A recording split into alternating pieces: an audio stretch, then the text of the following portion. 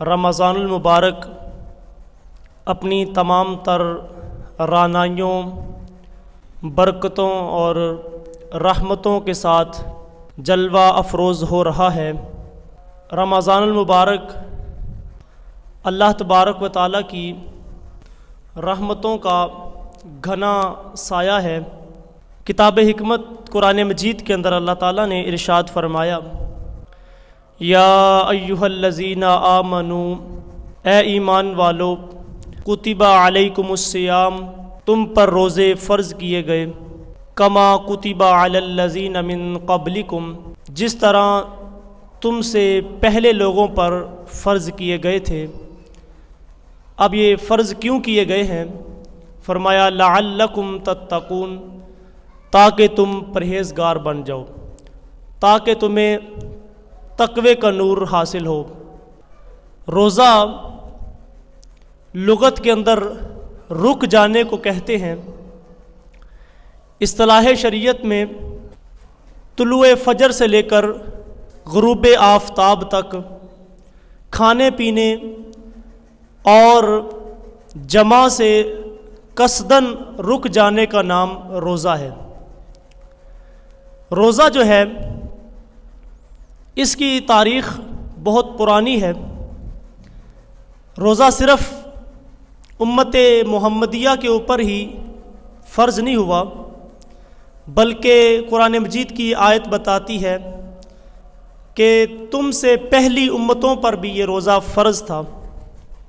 علماء فرماتے ہیں کہ حضرت آدم علیہ السلام کی اولاد سے تیسرے بادشاہ ملک تیمور الثالث، اس کے دور کے اندر قحط پڑ گیا، تو جن علاقوں کے اندر قحط کا ساماں تھا تو وہاں کھانے پینے کی چیزیں موجود نہیں تھی، تو جو دوسرے علاقے تھے، جو خوشحال علاقے تھے، تو بادشاہ نے حکم دیا کہ جو خوشحال علاقے ہیں وہ ایک وقت کا کھانا وہ کھائیں گے اور ایک وقت کا کھانا وہ بچا کر اپنے قحط زدہ علاقے کے جو بھائی ہیں ان تک پہنچائیں گے۔ تو بادشاہ کا حکم تھا، تو لوگوں نے اسی طرح شروع کر دیا کہ وہ ایک وقت کا کھانا کھاتے تھے اور ایک وقت کا بچا کر اپنے قحط زدہ علاقے والے جو بھائی تھے ان تک پہنچا دیتے۔ اللہ تعالیٰ کو ان لوگوں کی یہ ادا اتنی پسند آئی، اللہ نے وقت کے نبی پر وحی نازل فرمائی کہ ہم ان کے اس رویے کو، ہم ان کی اس عادت کو، اس کام کو عبادت قرار دیتے ہیں۔ تو روزہ یہ شروع سے ہی چلتا آ رہا ہے۔ ہاں، روزے کی وہ صورتیں اور ان کے رکھنے کا جو انداز تھا وہ مختلف تھا، تو اللہ تعالیٰ نے ان لوگوں کی یہ ادا کہ وہ اپنے غریب جو قحط زدہ علاقے کے جو بھائی تھے ان کی مدد کرتے تھے وہ، تو اللہ تعالیٰ کو وہ ان کی ادا اتنی پسند آئی کہ اللہ نے اس کو باقاعدہ عبادت قرار دے دیا۔ تو اپنے غریب بہن بھائیوں کا خیال رکھنا، غریبوں، مسکینوں اور جن کا کوئی کمانے والا نہیں ہے ان کے لیے کمانا اور ان کی خدمت کرنا، یہ اللہ تعالیٰ کو بڑا ہی پسند ہے اور اللہ تعالیٰ اس سے بہت کچھ نواز دیتا ہے۔ شریعت کے اندر شروع سے ہی یہ روزہ چلتا آ رہا ہے اور روزے کی کیفیات اور ٹائم ٹیبل مختلف تھا۔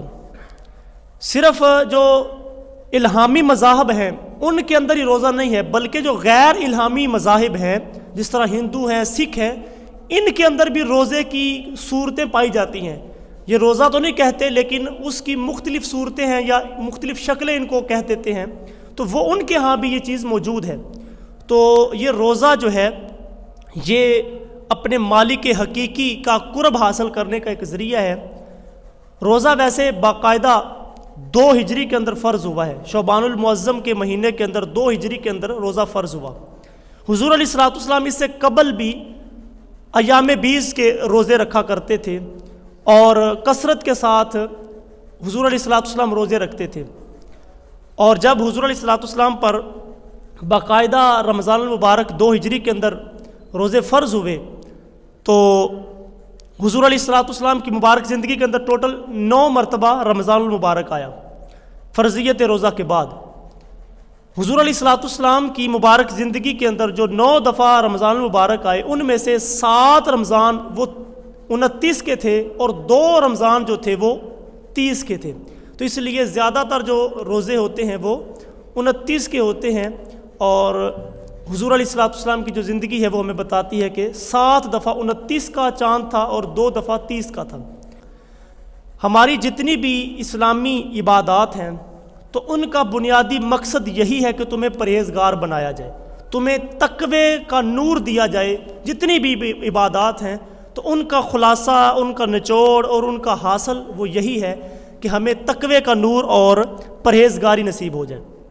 جب رمضان المبارک آتا تو حضور علیہ الصلوۃ والسلام رمضان کی آمد سے قبل ہی حضور علیہ الصلوۃ والسلام رمضان کی تیاری شروع کر دیتے، بلکہ رجب کا مہینہ ہی ہوتا تو حضور علیہ الصلوۃ والسلام دعا کیا کرتے تھے، اللہم بارک لنا فی رجب و شعبان و بلغنا رمضان، اے اللہ ہمارے لیے رجب کے اندر اور شعبان کے اندر برکتیں نازل فرما اور ہمیں عافیت کے ساتھ رمضان المبارک تک پہنچا دے۔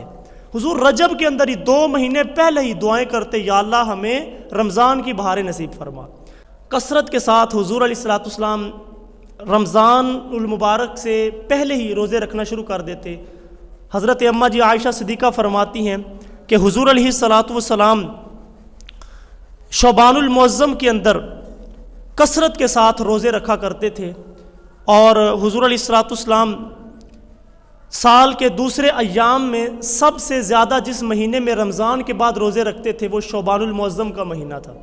صحابی ہیں حضرت سلمان فارسی رضی اللہ تعالیٰ عنہ، آپ فرماتے ہیں کہ حضور علیہ الصلوۃ والسلام رمضان المبارک سے قبل ہمیں خطبہ ارشاد فرمایا۔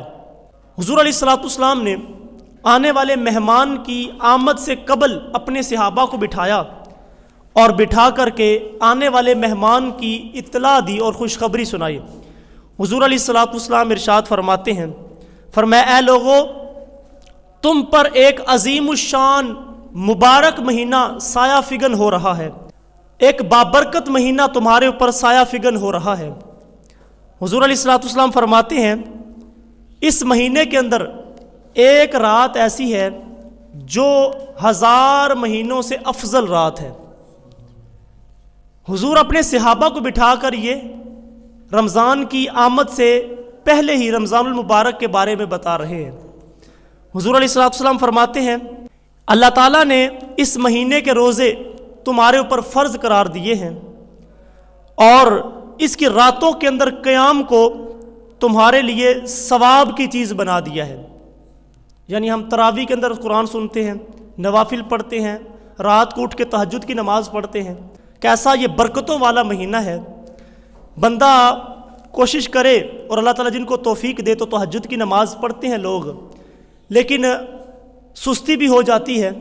لیکن یہ رمضان کیسا بابرکت مہینہ ہے کہ اگر کوئی دوسرے دنوں کے اندر تہجد کی نماز نہیں پڑھ سکتا، کسی وجہ سے اٹھ نہیں سکتا، سستی کی وجہ سے یا بیماری کی وجہ سے یا ویسے ہی، یہ رمضان آتا ہے تو رمضان کے اندر تہجد کے لیے ویسے ہی بندہ کھڑا ہو سکتا ہے۔ سحری کے لیے تو اٹھنا ہی اٹھنا ہے تو بندہ 10 منٹ پہلے اٹھ جائے اور تہجد کی نماز بھی ادا کر لے۔ تہجد کا جو بابرکت لمحات اور وقت ہے ان سے بھی فیض یاب ہو سکتا ہے۔ تو فرمایا اس کی رات کا جو قیام ہے وہ تمہارے لیے ثواب کی چیز بنا دیا ہے، اور فرمایا اس مہینے کے اندر تم ایک نفل ادا کرتے ہو تو اللہ تعالیٰ اس کا ثواب ایک فرض کے برابر تمہیں عطا فرماتا ہے۔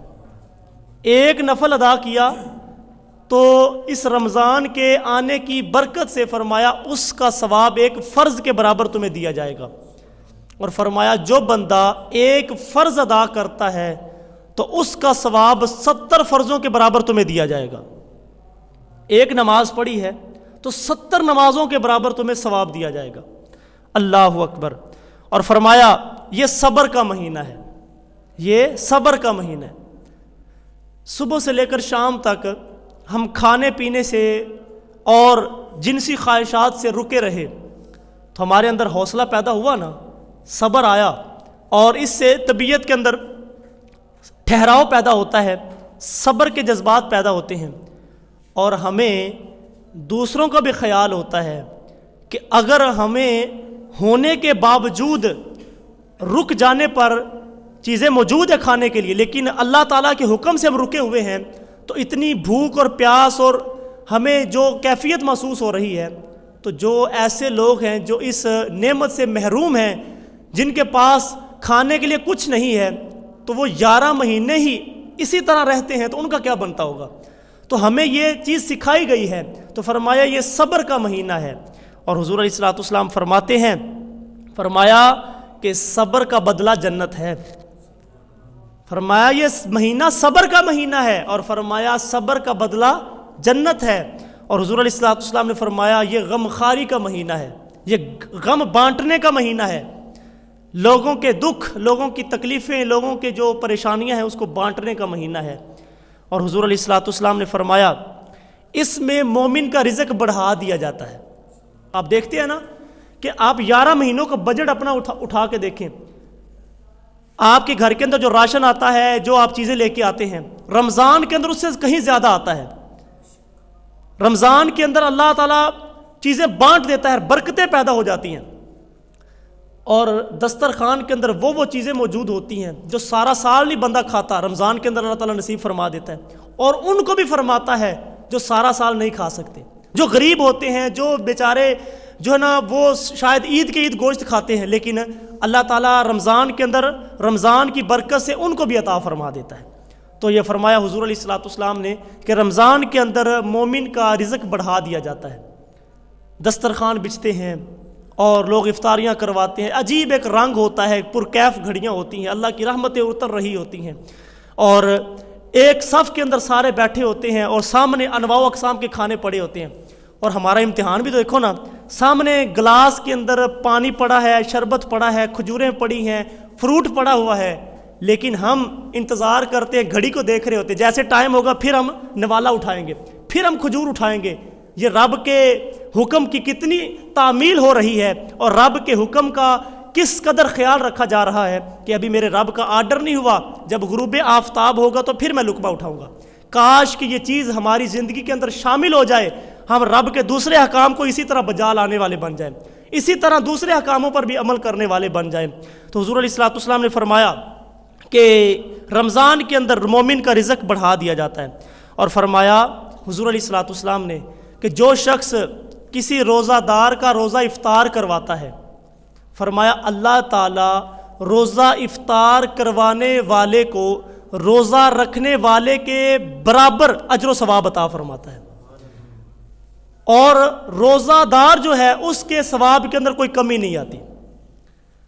اللہ تعالیٰ نے حضور علیہ الصلوۃ والسلام کی امت پہ بڑے احسان فرمائے۔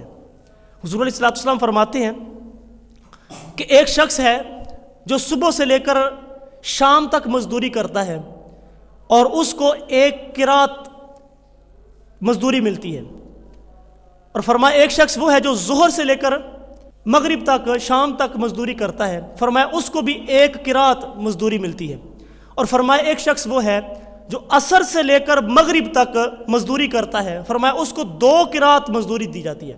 فرمایا پہلی مثال وہ یہود کی ہے جو صبح سے لے کر شام تک مزدوری کرتے ہیں اور 1 قرات ثواب دیا جاتا ہے، اور فرمایا دوسری مثال عیسائیوں کی ہے، فرمایا جو ظہر سے لے کر شام تک مزدوری کرتے ہیں، اور فرمایا تیسری مثال میری امت کی مثال ہے جو عصر سے لے کر مغرب تک مزدوری کرتے ہیں لیکن ثواب 2 گنا دیا جاتا ہے۔ تو جو یہودی اور عیسائی تھے انہوں نے اعتراض کیا، کہا کہ ہمیں ثواب تھوڑا کیوں ملتا ہے؟ حضور نے فرمایا تمہیں تھوڑا نہیں ملتا، ہمیں زیادہ ملتا ہے، تمہیں تھوڑا نہیں ملتا، ہمیں زیادہ ملتا ہے۔ اب دیکھیں نا، آج کل جو مزدور کی دہاڑی ہے وہ 1200-1000 روپے چل رہی ہے۔ اگر کوئی شخص وہ بازار سے ایک مزدور لے کے آئے اور اس کو کام پہ لگائے، اور شام کو اس کو بھی مزدور 1000 روپے دے، اور ایک شخص کو وہ ظہر کے وقت لے کے آئے اور اس کو شام تک کام کروائے اور اس کو بھی 1000 دے، اور ایک شخص کو وہ عصر کے وقت لے کے آئے اور شام تک مزدوری کروائے اور اس کو 2000 دے، تو پہلے دو لوگ وہ کہیں کہ ہمارے ساتھ زیادتی ہوئی ہے، تو ان کے ساتھ زیادتی تو نہیں ہوئی، ان کا تو جو حق تھا ان کو دیا ہے، اس پر کرم نوازی زیادہ ہو گئی ہے، اس کو زیادہ دیا گیا ہے۔ تو یہودی اور عیسائیوں کو، ان کو بھی ان کا ثواب اور ان کی جو محنت ہے ان کو پوری دی گئی ہے، مگر ہمارے اوپر اللہ تعالیٰ نے کرم نوازی فرمائی ہے، ہمیں دگنا ثواب اللہ تعالیٰ نے عطا فرمایا۔ تو فرمایا کہ جو روزہ افطار کرواتا ہے اللہ تعالیٰ اس شخص کو روزہ رکھنے والے کے برابر اجر و ثواب عطا فرماتا ہے، اور روزہ دار جو ہے اس کے ثواب کے اندر کوئی کمی نہیں آتی۔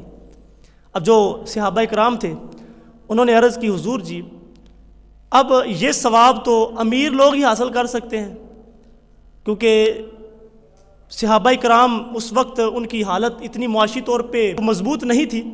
تو عرض کی حضور کہ یہ تو پھر امیر کبیر لوگ ہی تو یہ ثواب لے سکتے ہیں۔ تو حضور نے فرمایا نہیں، اگر تم میں سے کوئی شخص ایک کھجور کے ساتھ کسی کی افطاری کروا دے اللہ اس کو بھی یہ ثواب عطا فرمائے گا۔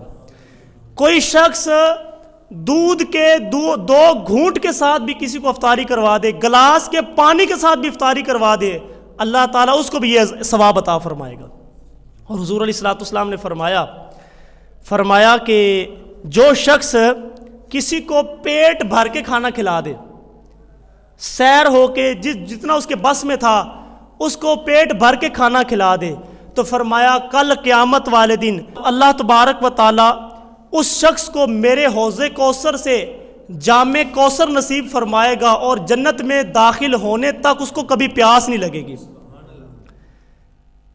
جو جام کوثر ہے یہ حضور علیہ الصلوۃ والسلام کو اللہ تعالیٰ نے حوض کوثر عطا فرمایا ہے، اور آپ نے روایت سنی ہے علماء سے کہ جو حشر کا دن ہوگا پہلا دن 50,000 سال کا ہوگا، ایک دن۔ تو حضور فرماتے جس کو میرے حوض کوثر سے جام مل گیا نا، اس نے ایک جام پی لیا، فرمایا جنت میں داخل ہونے تک اس کو پیاس کوئی نہیں لگے گی، اس کو پیاس نہیں لگے گی۔ تو فرمایا کہ جس شخص نے روزے دار کو پیٹ بھر کے کھانا کھلا دیا اور وہ سیر ہو گیا، وہ خوش ہو گیا، تو فرمایا اللہ تعالیٰ اس کو میرے حوض کوثر سے جام عطا فرمائے گا۔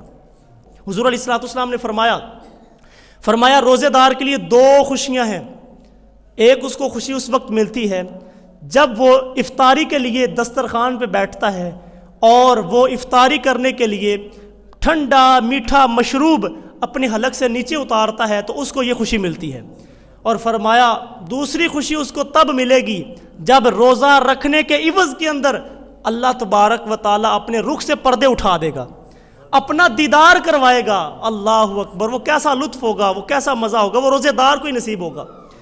وہ اس کا جی نہیں بھرے گا روزے دار کا، وہ دیکھتا ہی رہے گا اپنے رب کو، وہ دیکھتا ہی رہے گا، وہ کہے گا کہ یہ میری دو آنکھیں ہیں، اگر سارا جسم بھی لوں لوں دے مڈ لکھ لکھ چشمہ ایک کھولا تے ایک کجا ہوں، وہ کہے گا کہ کاش میرا سارا جسم ہی آنکھ بن جائے اور میں اپنے رب کو دیکھتا رہوں۔ تو وہ کس کو نصیب ہوگا؟ جو روزے دار ہے، روزے دار کو نصیب ہوگا۔ اللہ اکبر۔ حضور علیہ الصلوۃ والسلام نے فرمایا کہ اس مہینے کا جو ابتدائی حصہ ہے وہ رحمت ہے، اور فرمایا اس کا جو درمیانی حصہ ہے وہ مغفرت ہے، اور فرمایا جو اس کا آخری حصہ ہے فرمایا وہ جہنم سے آزادی کا حصہ ہے، وہ جہنم سے آزادی کا مجدہ جاں فضا ان دنوں کے اندر دیا جاتا ہے۔ اللہ اکبر۔ یہ رمضان المبارک اللہ تبارک و تعالیٰ کی طرف سے ایسا بابرکت اور ایسا اللہ تعالیٰ کی رحمتوں کا مہینہ ہمارے پاس آ رہا ہے کہ اس مہینے کے اندر جو شخص روزہ رکھتا ہے، اب وہ روزہ رکھنے کی وجہ سے خالی معدے کی وجہ سے عصر کے وقت بندے کے معدے سے ایک بو سی پیدا ہوتی ہے، تو حضور علیہ الصلوۃ والسلام فرماتے ہیں اللہ تبارک و تعالیٰ کے ہاں روزے دار کے منہ سے آنے والی وہ بو جو ہے مشک و عنبر سے زیادہ اللہ تعالیٰ کے ہاں عزیز ہے، مشک و عنبر سے کستوری سے زیادہ اللہ تعالیٰ کو وہ پیاری لگتی ہے۔ اب روزے کے اندر اللہ تعالیٰ کی بڑی کرم نوازیاں ہوتی ہیں۔ روزے کے اندر اللہ تعالیٰ ایک چیز ہمیں عطا فرماتا ہے، جو ہمارے بزرگ اکیلے بیٹھ جاتے ہیں اور دھیان کرتے ہیں کہ اللہ ہمیں دیکھ رہا ہے، اس کو کہتے ہیں مراقبہ کرتے ہیں، تو وہ اپنی توجہ اپنی طرف کرتے ہیں اور کہتے ہیں اللہ ہمیں دیکھ رہا ہے، ہمیں اللہ دیکھ رہا ہے۔ تو یہ وہ مراقبہ کر کے صوفیاء اولیاء جو ہے وہ چیز حاصل کرتے ہیں کہ اللہ ہمیں دیکھ رہا ہے. لیکن رمضان کے اندر اللہ تعالیٰ یہ چیز بانٹ دیتا ہے. رمضان کے اندر ایک چھوٹا بچہ ہے, اس نے صبح سحری کی ہے, اب زور کا وقت ہوا, عصر کا وقت ہوا, چھوٹا سا بچہ ہے, ماں کہتی کہ پتر تیرے ہونٹ خشک ہو رہے ہیں تو اندر بیٹھ کے نا یہ کھانا کھا لے, تھوڑی سی چیز کھا لے. وہ کہتا نہیں, اللہ مجھے دیکھ رہا ہے, اللہ مجھے دیکھ رہا ہے. یار وہ چیز جو اولیاء اور صوفیاء مراقبے سے حاصل کرتے ہیں, رمضان کے آنے کی برکت سے چھوٹے بچے کو بھی نصیب ہو جاتی ہے. اور اللہ کی رحمت پہ اور اللہ پر کتنا یقین ہے اور اللہ تبارک و تعالیٰ پر ہمارا ایمان کتنا مضبوط ہے. رمضان کے اندر ہمیں پتہ چلتا ہے کہ کڑکتی دوپہر ہوتی ہے اور صبح سے سحری کی ہوتی ہے, ہونٹ خشک ہوتے ہیں اور معدہ خالی ہوتا ہے, اندر کمرے کے دروازے بند ہوتے ہیں, ٹھنڈا میٹھا مشروب موجود ہوتا ہے, لیکن بندہ ایک گھونٹ بھی نیچے نہیں اتارتا, میرا رب مجھے دیکھ رہا ہے, میرا رب مجھے یہ کتنا مضبوط ایمان ہے رب پر کہ میرا رب مجھے دیکھ رہا ہے. اللہ اکبر. یہ عبادت کا ایک بڑا خوبصورت حظ ہے, سرور ہے. حضور علیہ الصلوۃ والسلام نے احسان کی ایک تعریف فرمائی. حضور علیہ الصلوۃ والسلام کی بارگاہ میں حضرت جبریل امین آئے تھے نا, تو انہوں نے آ کے مختلف سوال کیے. اس کے اندر ایک سوال یہ بھی کیا تھا کہ حضور جی یہ بتائیے احسان کیا ہوتا ہے. تو حضور نے فرمایا کہ تو اپنے رب کی عبادت اس طرح کر کہ گویا تو اپنے رب کو دیکھ رہا ہے. کون دیکھ رہا ہے جی؟ بندہ دیکھ رہا ہے اپنے رب کو. یہ خاص لوگوں کو نصیب ہوتی ہے. حضرت مولا کائنات حضرت علی المرتضیٰ سے کسی نے پوچھا تھا, اے علی جس رب کی تو عبادت کرتا ہے, جس کے سامنے سجدے کرتا ہے, کیا اس رب کو کبھی دیکھا بھی ہے؟ آپ نے فرمایا کبھی کی کیا بات کرتے ہو, علی تو اتنی دیر تک سجدے میں سر نہیں رکھتا جب تک اپنے رب کو دیکھ نہیں لیتا.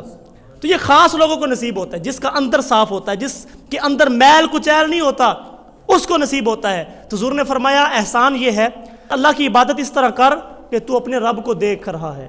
اور فرمایا اگر یہ نصیب نہ ہو تو اپنے دماغ میں اپنے ذہن میں یہ رکھ کہ اللہ مجھے دیکھ رہا ہے.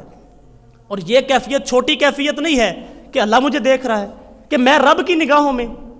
اور یہ کیفیت اگر ہمارے اندر آ جائے تو گناہوں سے ہم بچ سکتے ہیں.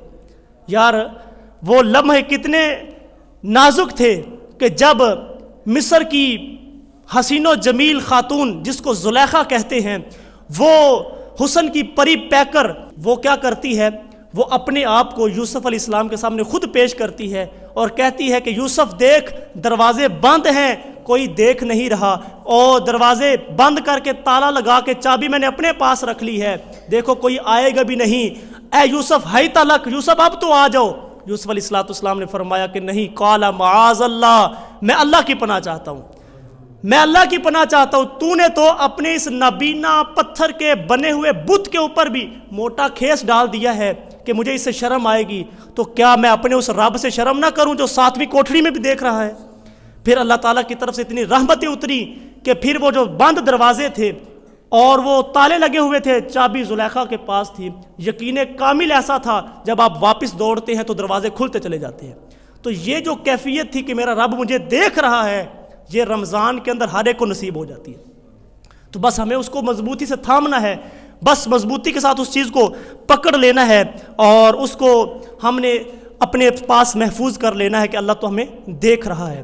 نیا کام کو بندے کو ملے تو بندہ ایک دفعہ ہچکچاتا ہے کہ یار پتہ نہیں مجھ سے ہوگا کہ نہیں ہوگا. کوئی نیا راستہ دیا جائے کہ اس راستے کی طرف سے جانا ہے, پہلے بندہ معلومات لیتا ہے یہ راستہ ٹھیک بھی ہے کہ نہیں ہے, منزل کتنی دور ہے اور راستہ کیسا ہے, گاڑی ملے گی کہ نہیں ملے گی, بندہ معلومات لیتا ہے. لیکن اگر پتہ ہو کہ یار سارے لوگ اس طرف جا رہے ہیں اور سارے لوگ جتنے اپنی منزل پر پہنچے ہیں وہ اس راستے سے گزر کے گئے ہیں, تو بندے کے لیے آسانی ہوتی ہے. تو اللہ تعالیٰ فرماتا ہے اے امت مسلمہ, اے میرے رسول کے غلاموں, میں نے تمہارے اوپر روزے فرض کیے ہیں, گھبراؤ نہیں, اس راستے سے پہلی امتیں بھی گزر کے گئی ہیں اور اس راستے سے گزر کر میرا قرب حاصل کرنے کے لیے پہلی امتوں نے بھی یہ سفر کیا ہے.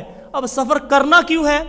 آگے فرمایا لعلکم تتقون, تاکہ تمہیں پرہیزگاری مل جائے, تاکہ تمہیں تقوی مل جائے. اصل چیز تقوی ہے. قرآن ہمیں بتاتا ہے کہ روزے فرض کیوں کیے ہیں, تقوی ملے. اب میں اور آپ سوچیں, رب نے ہمیں جس لیے روزے دیے ہیں, یکم رمضان کے وقت ہماری جو کیفیت ہے وہ بھی ہم نوٹ کر لیں، اس کو ذہن میں رکھیں، اور عید والی رات جو ہے اس کو بھی دیکھیں کیا ہمارے اندر کی کیفیت بدلی ہے کہ نہیں بدلی۔ اگر بدلی ہے تو تمہیں مبارک ہو، اور اگر نہیں بدلی تو ہمیں غور کرنا چاہیے۔ اب ہمیں اس چیز پر ابھی سے ہی تیاری شروع کر دینی چاہیے کہ ہم جس جگہ پہ کھڑے ہیں رمضان کے آخری دن ہماری اندر کی کیفیت وہ نہیں ہونی چاہیے، بلکہ اس سے بہتر ہونی چاہیے، اور اگلا سال جب رمضان آئے، اللہ ہمیں نصیب فرمائے، تو پھر ہم دوبارہ اس مشق کے لیے تیار ہو جائیں، کیونکہ یہ ایک ٹریننگ ہوتی ہے۔ اللہ تعالیٰ ٹریننگ ہمیں دیتا ہے پورے مہینے کے لیے، ایک ورکشاپ ہے، 30 دن کی ورکشاپ ہے۔ اس ورکشاپ سے، اس ٹریننگ سے تم نے گزرنا ہے، اور پھر 11 مہینے اس کے مطابق کام کرنا ہے، پھر اگلے سال دوبارہ پھر ٹریننگ کرنی ہے۔ تو اللہ تعالیٰ ہمیں یہ ورکشاپ دیتا ہے، ٹریننگ دیتا ہے، تاکہ تم 11 مہینے اس کے مطابق سر انجام دو۔ اب حضور علیہ الصلوۃ والسلام کا ایک اور فرمان سنیے۔ حضور علیہ الصلوۃ والسلام نے فرمایا کچھ روزے دار ایسے ہیں جن کو سوائے بھوک پیاس برداشت کرنے کے کچھ اور حاصل نہیں ہوتا، کوئی چیز اور حاصل نہیں ہوتی۔ عرض کی حضور وہ کیسے؟ فرمایا کہ وہ لوگ روزہ تو رکھ لیتے ہیں، منہ اپنا بند کر لیتے ہیں، کھانے پینے سے تو گریز کرتے ہیں، لیکن جھوٹ اور جھوٹے کام نہیں چھوڑتے۔ علماء نے بڑی پیاری بات لکھی، فرماتے ہیں کہ روزہ 3 طرح کا ہوتا ہے۔ ایک روزہ وہ ہے کہ جو ہم سارے رکھتے ہیں کہ صبح فجر، طلوع فجر سے لے کر غروب آفتاب تک کھانے پینے سے اور جماع سے قصداً رکے رہنے کا نام روزہ ہے۔ یہ عام لوگ، ہم سب کی یہ کیفیت ہوتی ہے۔ دوسری خاص لوگوں کی کیفیت ہوتی ہے، وہ اس پہلی کیفیت کے اندر بھی ہوتے ہیں، یعنی اپنے کھانے پینے اور مباشرت سے بھی رکے رہتے ہیں، لیکن ساتھ ساتھ وہ اپنے پورے جسم کا بھی روزہ رکھتے ہیں۔ جب نظر بھٹکنے لگتی ہے وہ کہتے ہیں نا نظر تیرا روزہ ہے، جب کان وہ غلط سننے کا ارادہ کرتے ہیں تو وہ کہتا نہیں تیرا روزہ ہے، جب زبان غلط بولنے لگتی ہے وہ کہتے ہیں نہیں نہیں نہیں تیرا روزہ ہے، جب قدم غلط اٹھنے لگتے ہیں وہ کہتے ہیں نہیں تیرا روزہ ہے، ٹھہر جا، غلط توڑنے لگتے ہیں، غلط اٹھانے لگتے ہیں ہاتھ، کسی کو تھپڑ مارنے لگے یا تکلیف یا ظلم کرنے لگے تو وہ کہتے ہیں، ہاتھوں سے کہتا ہے وہ شخص کہ نہیں تیرا روزہ ہے۔ تو وہ سارے سر کے بالوں سے لے کر پاؤں تک وہ سارے کے سارے روزے کے اندر ہوتے ہیں۔ اور تیسرے ایسے لوگ ہوتے ہیں جو ان سے بھی خاص لوگ ہوتے ہیں، وہ خاص الخواص لوگ ہوتے ہیں۔ وہ کون ہوتے ہیں؟ وہ جن کے اندر یہ دونوں کیفیات بھی ہوتی ہیں، لیکن تیسری وہ ہوتی ہے کہ جن کا اندر بھی روزے سے ہوتا ہے، جن کا جسم بھی روزے سے ہے، پیٹ بھی روزے سے ہے، منہ بھی روزے سے ہے، لیکن جن کا دل بھی روزے سے ہوتا ہے۔ وہ رب کے علاوہ کسی اور طرف نگاہ اٹھاتے بھی نہیں ہیں، وہ سوچتے بھی نہیں ہیں، تو وہ رب کے علاوہ کسی اور کی طرف توجہ نہیں کرتے۔ تو کم از کم ہمیں دوسری کیفیت کے اندر آ جانا چاہیے کہ ہمارے پورے جسم کا روزہ ہونا چاہیے، ہمارے پورے جسم کا روزہ ہو۔ آنکھ بھٹکنے لگے تو کہو نہیں تیرا روزہ ہے، پاؤں غلط اٹھنے لگے تو کہو نہیں تیرا روزہ ہے، ہاتھ غلط اٹھنے لگے تو کہو نہیں تیرا روزہ ہے۔ یہ نہ ہو کہ منہ سے تو روزہ رکھا ہو، پیٹ کے اندر کوئی چیز نہیں جانے دے رہے، لیکن رشوت میز سے نیچے سے لے رہے ہیں یا میز کے اوپر سے لے رہے ہیں، غلط تول رہے ہیں یا جھوٹ بول رہے ہیں، تو ایسا کام نہیں کرنا چاہیے۔ ہمیں اپنی زندگی کو احتیاط کے ساتھ گزارنا چاہیے، اور ہمیں اپنے انداز کو خوبصورت رکھنا چاہیے۔ یہ رمضان المبارک اتنا بابرکت مہینہ ہے، آپ دیکھتے ہیں رمضان المبارک جیسے ہی شروع ہوتا ہے مسجدوں کے در کھل جاتے ہیں، نمازی بھر جاتے ہیں۔ اس کی وجہ یہ ہے کہ حضور علیہ الصلوۃ والسلام نے فرمایا جیسے ہی رمضان شروع ہوتا ہے اللہ تعالیٰ شیاطین کو جکڑ دیتا ہے، شیاطین جکڑ دیے جاتے ہیں۔ اچھا شیاطین تو جکڑ دیے گئے تو اب تو چاہیے نا، گناہ نہیں ہونے چاہیے، لیکن نظر پھر بھی بھٹک رہی ہے، غلط پھر بھی تولا جا رہا ہے، اور جھوٹ پھر بھی بولا جا رہا ہے۔ اس کی وجہ یہ ہے کہ اندر نفس موجود ہے، تو جو نفس رہ گیا ہے، جو غلطی پر ہمیں لے کے جا رہا ہے، غلط کاموں کی طرف لے کے جا رہا ہے، یہ رمضان ہے اس کی تطہیر کے لیے، رمضان ہے اس کی ٹریننگ کے لیے۔ ہم اپنے نفس کو اپنے قابو میں کر لیں، اور پھر رمضان کے بعد ہم اپنے رب کے بتائے ہوئے ان طریقوں کے مطابق زندگی گزاریں جو رمضان کے اندر ہمیں نصیب ہو گئے ہیں۔ تو یہ رمضان المبارک اتنا بابرکت مہینہ ہے۔ رمضان المبارک کے اندر ہمیں کچھ شیڈول بنانے چاہیے، رمضان کے اندر ہمیں کچھ ترتیب اپنی خود بہتر کرنی چاہیے۔ رمضان کے اندر جہاں ہم اپنے کھانے پینے کے لیے سودا سلف لے کے آتے ہیں، یہ بڑی اچھی بات ہے۔ رمضان کی آمد کی خوشی کے اندر ہم پہلے سے سارا ارینجمنٹ کرتے ہیں، اور گھر کے اندر ایک ماحول بنانا چاہیے، بچوں کو بٹھا کے بتائیں کہ رمضان آ رہا ہے، رمضان کی فضیلتیں بیان کریں، اور رمضان کے جو آداب ہیں وہ بچوں کے سامنے رکھیں۔ اور پھر کھانے پینے کا ایک شیڈول بنے، اور اس کے ساتھ ساتھ تلاوت قرآن مجید کا شیڈول بنے کہ بیٹا ہم نے اس وقت بیٹھ کے تلاوت کرنی ہے، اس وقت بیٹھ کے ہم نے حضور کی حدیث پڑھنی ہے، اس وقت ہم نے بیٹھ کے فلاں چیز ہم نے یاد کرنی ہے، تاکہ ہم شیڈول ایک مرتب ہو جائے۔ حضرت نبی اکرم صلی اللہ علیہ وسلم نے حضرت ابو ذر غفاری سے فرمایا اے ابو ذر، تو صبح اس حال کے اندر کرے کہ تو صرف قرآن مجید کی ایک آیت سیکھ لے۔ فرمایا تو صبح کے اندر قرآن مجید کی ایک آیت سیکھ لے۔ فرمایا اے ابو ذر، یہ 100 رکعت نفل پڑھنے سے زیادہ بہتر ہے۔ 100 رکعت نفل کتنا ٹائم لگے گا؟ فرمایا اس سے زیادہ بہتر ہے کہ تو قرآن کی ایک آیت سیکھ لے۔ اور فرمایا اے ابو ذر، اگر تو صبح کے وقت علم کا ایک باب سیکھتا ہے، فرمایا یہ 1000 رکعتوں سے زیادہ بہتر ہے۔ کتنی بڑی فضیلت ہے۔